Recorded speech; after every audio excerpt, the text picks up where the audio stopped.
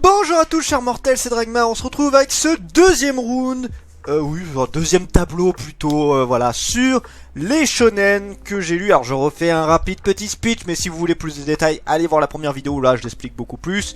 Voilà, petit speech rapide, excusez-moi, je suis un peu en mode Speedy Gonzales, allez c'est parti. Donc voilà, ce sont des shonen que j'ai lus, minimum 2 tomes de lus et minimum 2 tomes pour la série. Je le rappelle, c'est exclusivement mon avis, vous avez totalement le droit de ne pas être d'accord avec ce que je vais dire, vous avez totalement le droit de préférer une série que je n'ai pas aimée ou que je n'ai pas mise en avant, ce genre de truc là. Je le rappelle, c'est tout simplement pour répondre à la question, quel est le shonen que je préfère et pas le shonen qui est le meilleur. Voilà, comme ça, c'est dit, c'est fait. En avant tous, c'est parti, let's go, les mortels, chers mortels.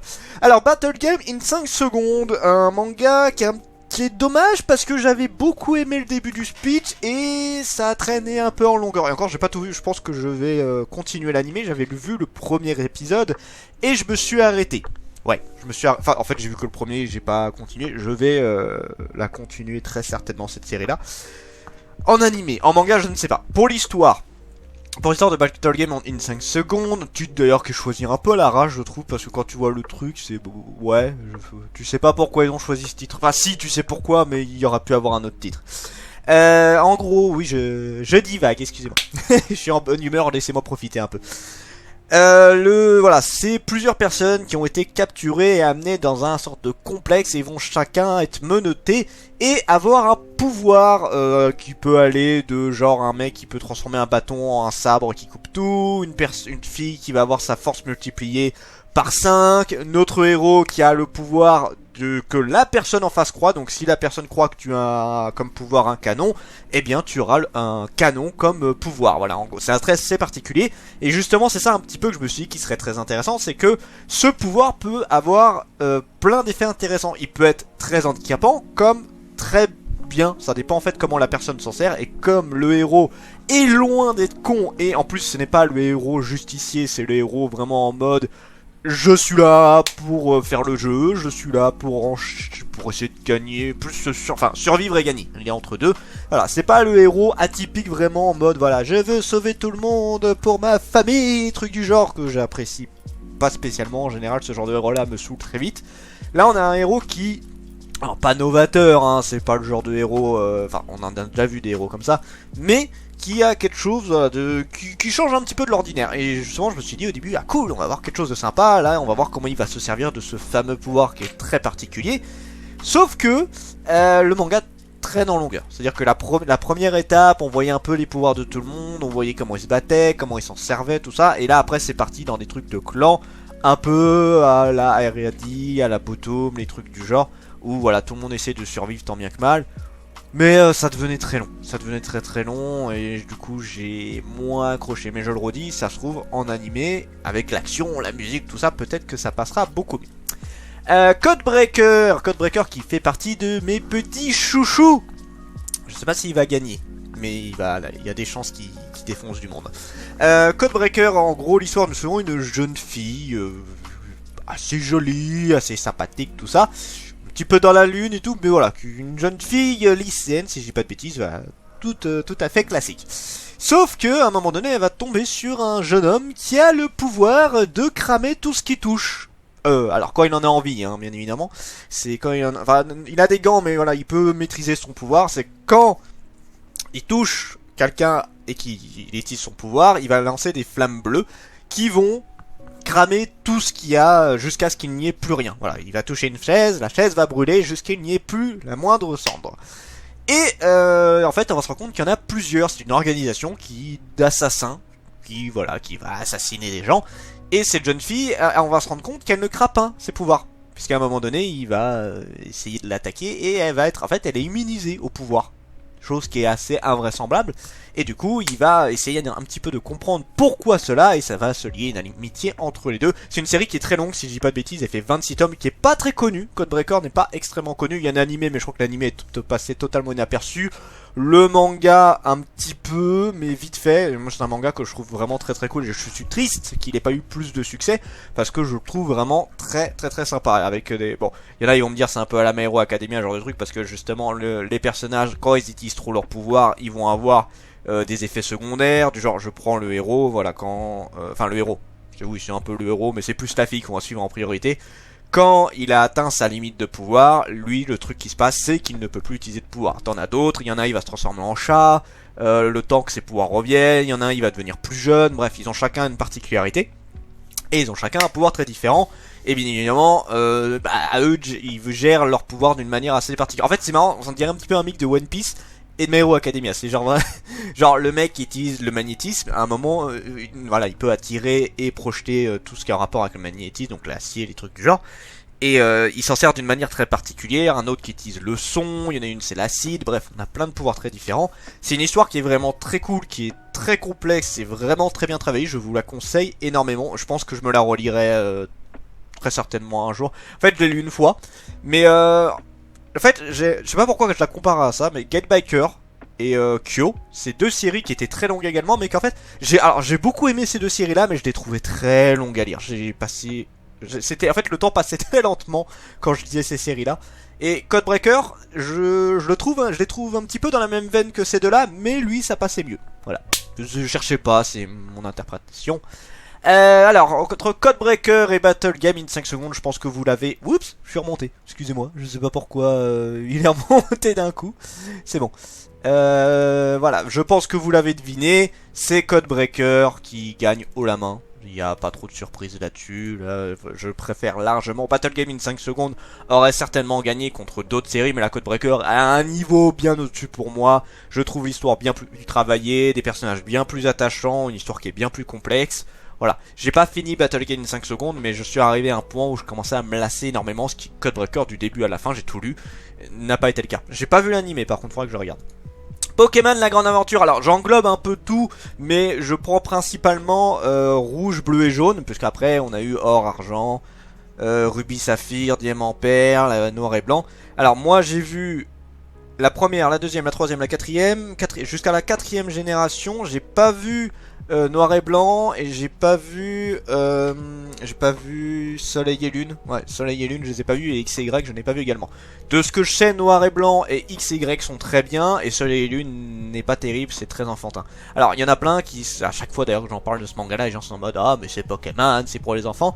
Bah non, pas vraiment en fait, je trouve que l'histoire est très adulte et beaucoup plus trash qu'on ne le pense, puisque là, dans ce truc là, on a des Pokémon qui meurent, des gens qui meurent, des Pokémon qui attaquent directement les gens. C'est-à-dire que là, nous, on a l'habitude que les Pokémon n'attaquent jamais directement, c'est toujours, ils s'attaquent entre eux, les dresseurs sont en mode, vas-y, attaque Fatal Food, des trucs du genre.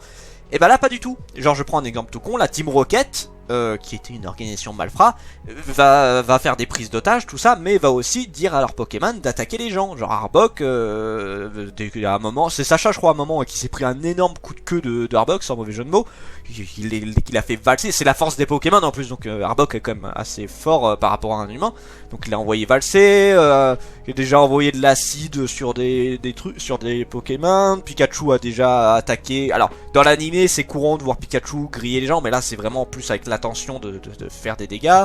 Onyx pareil qui a failli tuer certains Pokémon. Bref en fait les Pokémon là attaquent directement, et on a aussi ce côté beaucoup plus violent. On a des morts, on a des Pokémon zombies, la tour Lavandia là vous savez qui est remplie de Fantominus, tout ça. Là on voit carrément à un moment des Pokémon zombies manipulés par des spectres, donc Fantominus, Spectrum, Ectoplasma, tout ça. L'histoire est beaucoup plus complexe, l'histoire est beaucoup plus adulte, et d'ailleurs même le créateur de Pokémon avait dit que s'il aurait pu, il aurait préféré que Pokémon soit plus dans ce ton là, et je pense que ce serait bien d'ailleurs un Pokémon vraiment plus adulte. Je sais pas ce que ça pourrait donner, il n'y a pas eu de fangame d'ailleurs comme ça, il y a eu beaucoup de fangames sur Pokémon, mais vraiment un Pokémon comme ça, c'est à dire que tu peux attaquer les gens, tu vois des trucs beaucoup plus sombres, tout ça, parce que là je le redis, l'histoire est beaucoup plus balèze. Et pareil, c'est pas Sacha qu'on voit, ou Ash dans la version japonaise, c'est Red qu'on suit. Red qui est le dresseur légendaire qu'on voit à chaque fois dans les versions Pokémon. Et là, c'est lui qu'on suit. Et Or et Argent oui, Cristal sont très bien également. Ruby Saphir, pas de problème, c'était très cool. Diamant et Perle, là on rentrait beaucoup plus dans le gamin avec des blagues à la con, tout ça, c'était beaucoup moins intéressant pour moi. Noir et Blanc, j'ai pas vu. J'aimerais bien les lire en vrai, X et Y, voilà. En tout cas, la série Pokémon en tant que telle reste excellente. En tout cas, pour les 3 premières générations, c'est vraiment très cool. La 4ème, malheureusement, j'ai beaucoup moins aimé à cause des héros. Mais voilà, je vous la conseille fortement. Surtout que ça se suit. Le truc qui est très intéressant également, c'est que toute l'histoire se suit. Tu regardes la première, deuxième, troisième, quatrième génération, tout se suit. Et ça, c'est cool. Et on a même droit à Vert. Donc Green, la fille qui normalement aurait dû être dans la première génération, mais qui n'a pas été mise. Normalement, on devait pouvoir jouer une fille. Ça n'a jamais été fait. Et là, elle est dans l'aventure et elle est exceptionnelle d'ailleurs. Monster Hunter Orage, qui est une histoire faite par Hiro Mashima, donc c'est tiré du jeu vidéo, genre je l'ai mis dedans, je le redis, je l'ai mis dedans parce que je l'ai lu, et aussi pour faire gonfler un petit peu pour arriver plus proche des 256. Donc je vais en parler très rapidement, c'est tiré de Monster Hunter, c'est juste fait par l'auteur de Hiro Mashima, donc on suit un jeune homme qui recherche un dragon en particulier, si je dis pas de bêtises, et il va rencontrer des coéquipiers et ils vont partir à l'aventure. J'en parle pas beaucoup parce que c'est très simple, c'est fini en 4 tomes en plus. Alors ça a l'humour Fairy Tail, hein, donc ça reste con mais sympa. Mais là il y a pareil, il y a pas photo, Pokémon gagne très haut la main. Roméo v Juliette, qui est c'est marrant, là on a 2 comédies. On a 2 comédies romantiques. Roméo v Juliette et My Girlfriend is Fiction. Donc Roméo v Juliette, c'est une histoire d'une école de ruches, de Bourges plus ou moins, avec d'un côté le groupe des noirs, je vais dire ça comme ça, pas de trucs racistes, hein, c'est vraiment en fait tous ceux qui s'habillent en noir qui font partie des placades, je sais plus, ils ont un nom particulier, mais voilà, ils sont tous habillés en noir. Et c'est Roméo qui est dedans, et une autre partie de l'école qui est l'équipe blanche, qui est avec Juliette, et ils se font la guerre tout le temps, ils peuvent pas se piffer, voilà, c'est une rivalité à la con. Sauf que, dedans, il y a Roméo qui est dans le groupe des blacks, et Juliette qui est dans le groupe des blancs, qui s'aiment chacun. Sauf que, à un moment ils vont se l'avouer, sauf que voilà, ils peuvent pas le dire à tout le monde, parce que ils sont chacun dans un des autres camps. Et c'est un peu compliqué, donc évidemment c'est pas tiré de l'histoire de Roméo et Juliette, mais c'est inspiré parce que c'est un amour totalement interdit, donc ils essayent de se voir en cachette. Voilà, c'est une comédie romance qui est très sympa, j'ai pas grand chose à dire dessus. D'ailleurs la série n'est pas finie, j'ai lu jusqu'au 6ème ou 7ème tome, c'est très cool. C'est une série qui est très cool, mais voilà, pareil ça va un petit peu en longueur des fois. My Girlfriend is Fiction, c'est une série qui est en 4 tomes si je dis pas de bêtises. Alors c'est un concept que je trouve très intéressant, c'est en gros un jeune homme qui n'a jamais eu de petite amie, mais qui depuis sa plus tendre enfance écrit dans un cahier à sa petite amie imaginaire. En fait il l'a décrit, genre il dit voilà elle est comme ça, on fait telle chose, elle a telle pensée, elle est... Voilà bref il l'a créé de toutes pièces, et à un moment donné... Tous ces cahiers, je rappelle, c'est depuis longtemps, hein, je crois qu'il avait 5-6 ans quand il a commencé ses cahiers, là il est au collège-lycée si je dis pas de bêtises. Ces cahiers se sont pris une foudre ou je sais plus quoi si je dis pas de bêtises, et la petite amie en question a pris vie. Sauf que, le problème de tout ça c'est que de 5 ans jusqu'à... Enfin je dis 5 ans, hein, mais ça se trouve c'est un peu plus vieux ou peut-être plus jeune, je sais plus. De 5 ans jusqu'à l'âge actuel, sa vision de sa petite amie parfaite a beaucoup évolué. À des moments elle était en mode tsundere, à des moments c'était carrément un truc de science-fiction où il la voyait en robot, tout ça. Et en fait le problème c'est que maintenant, à l'heure actuelle, elle est tout ça. Toutes ces années où il l'a décrit, où il l'a changé par rapport à comment il la voyait, c'est elle en même temps.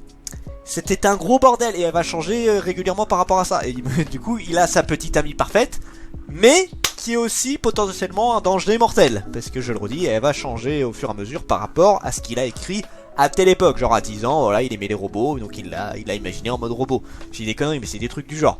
Et l'histoire est très cool, c'est terminé en 3-4 tomes si je dis pas de bêtises, et ça va peut-être surprendre, mais j'ai largement préféré My Girlfriend is Fiction.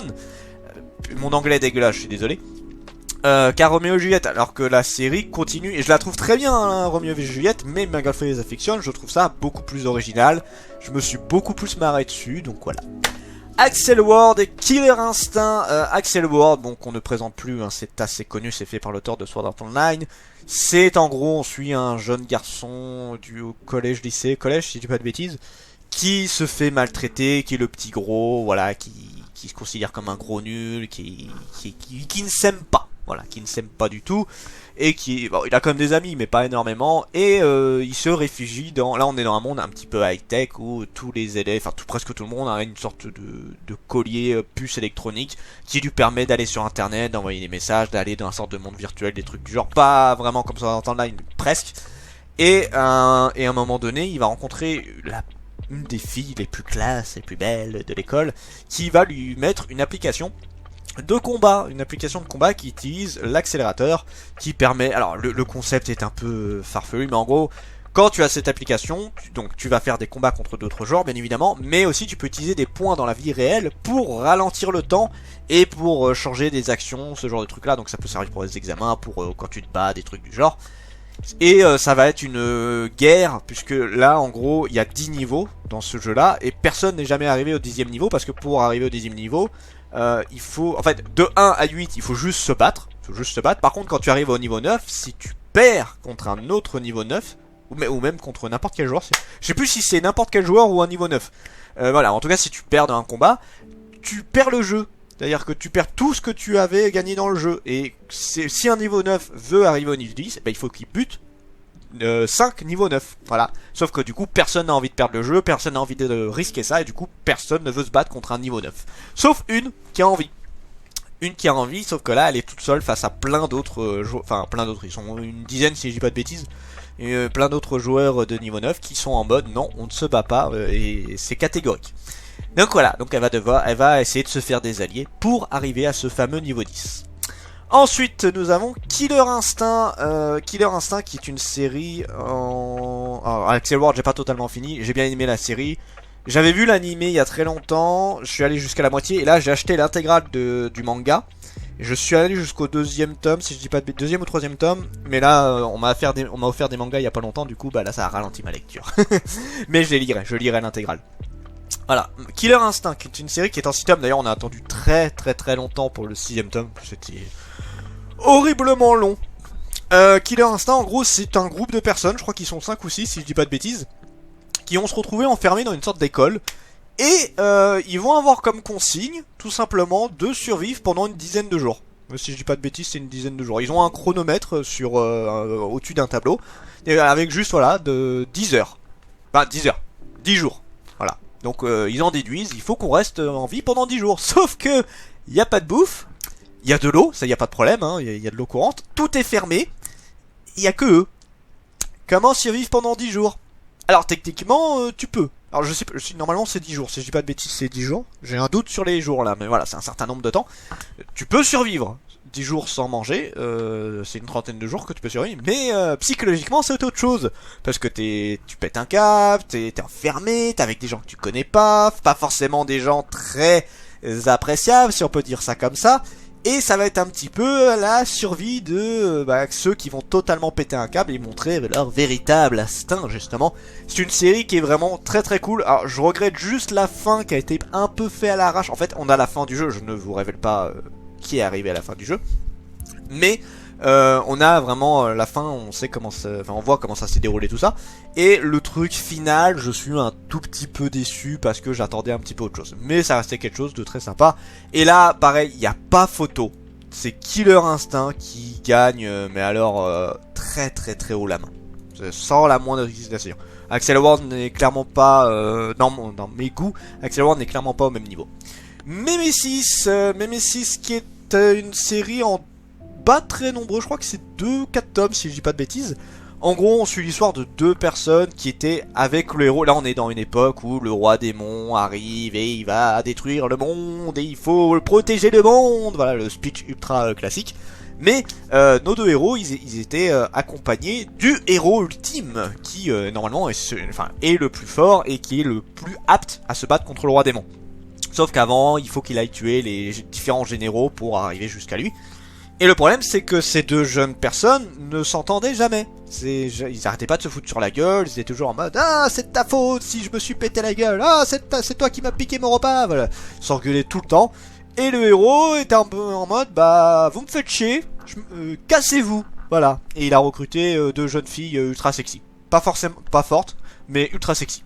Et c'est ça qui compte pour lui.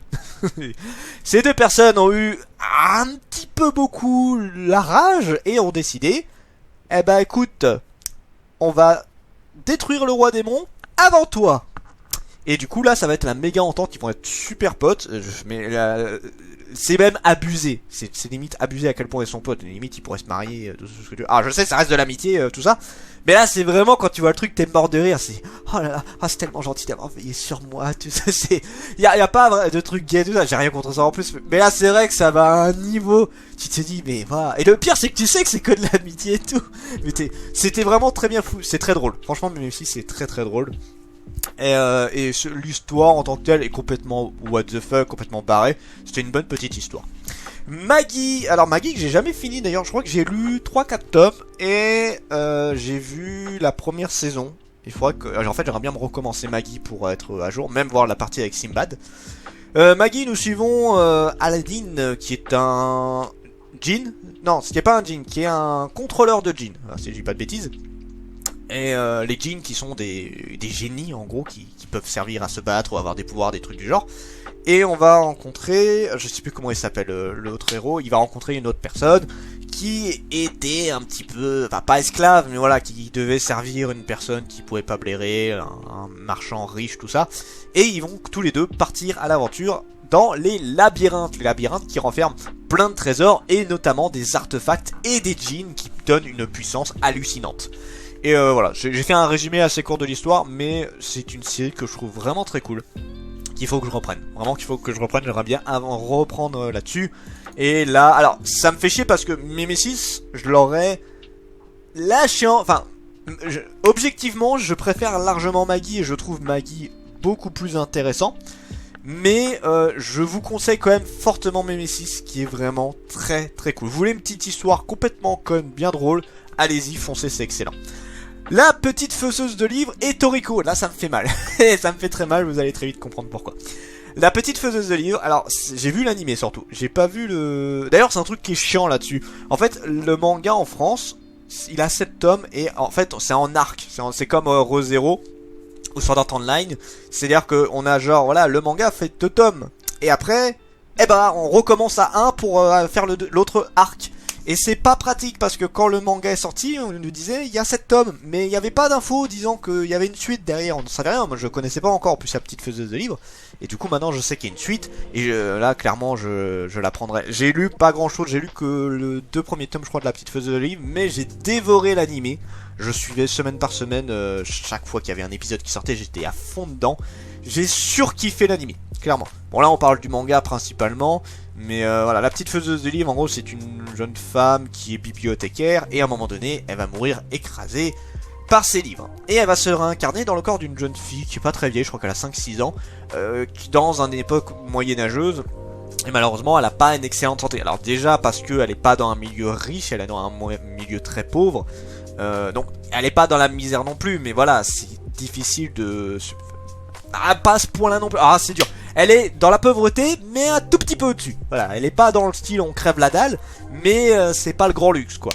Et le problème c'est que voilà, déjà elle a une santé très fragile, et en plus elle est mordue de livres. Vraiment, elle ne vivait que pour ça, le bibliothécaire qui était un boulot parfait pour elle. Et le problème c'est que au Moyen-Âge, c'est très rare les livres. Ça existe, hein, ça existe, mais c'est un truc de riche. C'est un truc de noble. Le papier coûte extrêmement cher. Rien que le papier coûte cher, le processus pour faire un bouquin ça coûte très cher, et surtout presque personne ne sait lire. Le taux d'illettrés est hallucinant à cette époque-là. En même temps c'est normal, hein, déjà t'as du mal à survivre, alors l'éducation c'est pas ta priorité en général. Les enfants ils sont plus là pour aider pour la nourriture, pour le ménage, des trucs du genre, pour se faire un peu d'argent. Mais clairement pas, l'éducation c'est en général les nobles qui ont ce genre de trucs là. Et elle, c'est très chiant pour elle, elle le vit extrêmement mal. Et du coup, elle s'est dit, bah je vais créer mes propres livres. Parce qu'il y a différentes manières de faire des livres avec de l'argile, du papyrus, des trucs du genre. Il y a des papiers naturels qu'on peut faire, bien évidemment, avec des arbres, des trucs du genre. Et il y a d'autres méthodes. Et elle va faire en sorte d'essayer de créer ses propres livres. Et elle va également créer d'autres trucs en rapport avec son monde. Du shampoing, des pâtisseries, des trucs du genre. Sauf que ça va énormément attirer l'attention. Parce que bah forcément c'est quelque chose de totalement nouveau. Enfin quelque chose de pas connu. Bon les livres encore oui on connaît. Mais là les pâtisseries ça existe. Mais pas des comme elle fait elle. Les shampoings, les trucs du genre. Soit c'est des trucs de luxe. Soit c'est des trucs qui sont pas courants. Et surtout pas utilisés par son milieu. Et voilà c'est une histoire qui est vraiment très cool. C'est pas, vous allez pas avoir des trucs de malade, de la méga action, tout ça, mais c'est une super bonne histoire que je vous conseille fortement. Toriko, j'ai une histoire particulière avec ce manga parce que je l'ai découvert très tard. Alors Toriko qui fait partie des gros mangas, la One Piece, tout ça. Et en fait, je l'ai découvert quand la série, on en était je crois au 37e ou 38e tome. La série fait 41 tomes, excusez-moi. Et moi, j'ai commencé la série, on en était au 37-38. Donc j'ai acheté le pack là où il y avait 3 tomes. J'ai lu, j'ai surkiffé, j'ai acheté du 4 jusqu'au 37. Et j'ai acheté la suite, j'ai fini la série. Et j'ai tout lu je crois en 1 ou 2 semaines. J'ai totalement fumé la série et j'ai surkiffé. Ça faisait longtemps que j'avais pas autant aimé une série d'ailleurs. Alors il y a des séries que j'adore, mais là vraiment j'ai dévoré la série. C'est d'ailleurs je trouve qu'il y avait un côté un peu Hunter x Hunter dans l'histoire.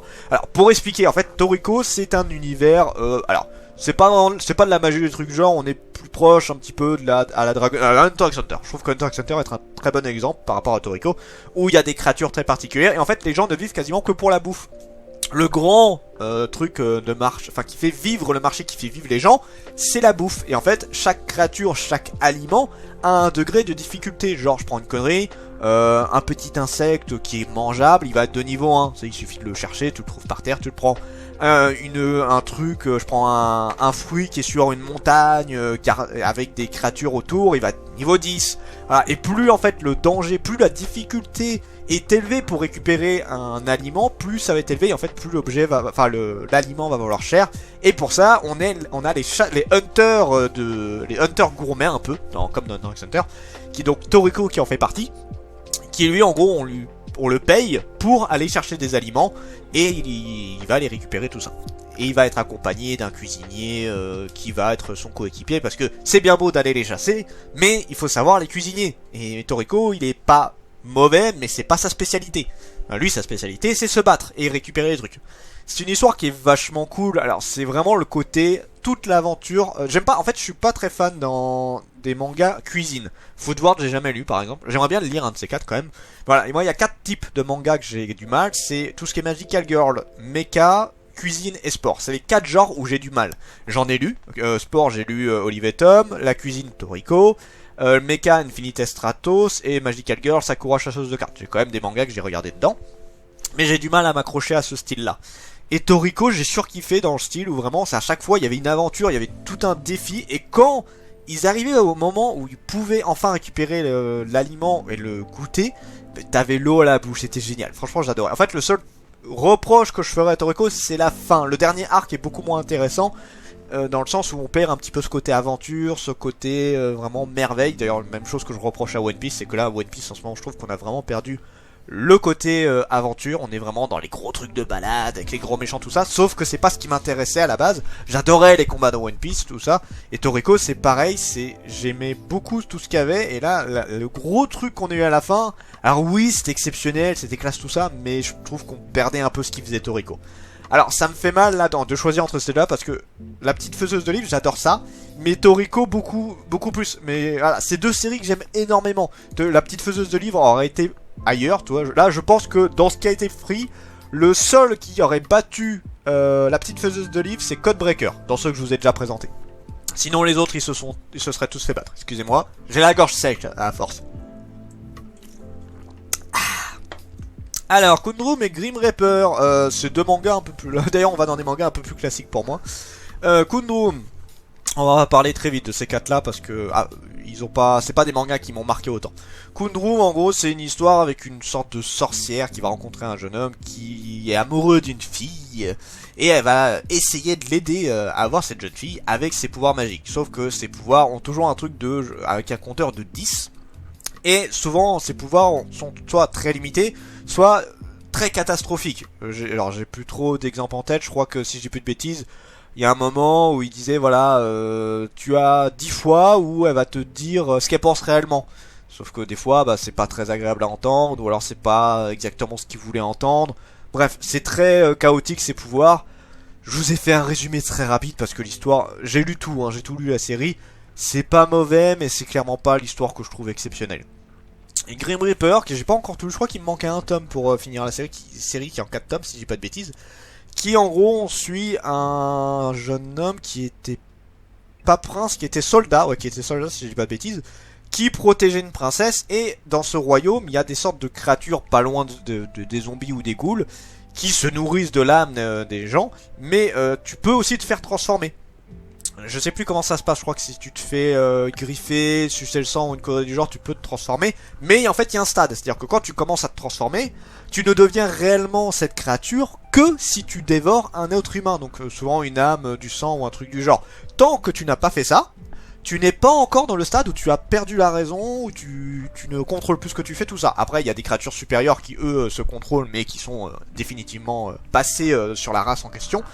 Et ce soldat va réussir à garder le contrôle, il va rencontrer d'autres qui ont eux aussi ont réussi tant bien que mal à résister à tout ça, et se battent contre ces créatures. Parce qu'en fait ça leur donne aussi un avantage, c'est qu'ils sont en partie de la même race, et du coup c'est plus facile pour eux de se battre contre ces créatures là. Et là je vais choisir sans hésitation Grim Reaper, qui m'avait bien plu, qui était très cool. Malheureusement j'ai pas encore fini la série, je le ferai à un moment donné. Fairy Tail Battle Royale et Seven Deadly Sins. Alors, j'ai pas fini Fairy Tail Battle Royale. C'est l'histoire. Le principe est intéressant. En gros, on suit une jeune fille. Excusez-moi, une jeune fille qui très timide. Voilà, en fait, quand on est dans l'univers humain, donc là où elle est actuellement, l'univers est très joli, très mignon, c'est très gentil, tout ça. Et quand, en fait, elle va être amenée dans le monde des contes, où ça va être une battle royale avec le chaperon rouge, Alice au pays des merveilles, les trucs du genre. Mais là, tout est beaucoup plus dark. Justement, le petit chaperon rouge, là, la fille en question, elle peut utiliser des sortes de grosses griffes et tout. Mais là, c'est vraiment... Non, elle est en mode chasseur, si je dis pas de bêtises. Et c'est son chaperon qui est en mode loup. Et en fait, c'est une battle royale extrêmement trash, et c'est très marrant le parallèle de, voilà, quand elle va dans ce monde-là, tout est trash, tout est vraiment très sombre et très lugubre, et quand elle est dans le monde des humains, tout est beau, tout est mignon, tout est joli. Et d'ailleurs, c'est pas tout à fait le même style de design, et ça, c'est très sympa, ce côté qu'il y a entre les deux.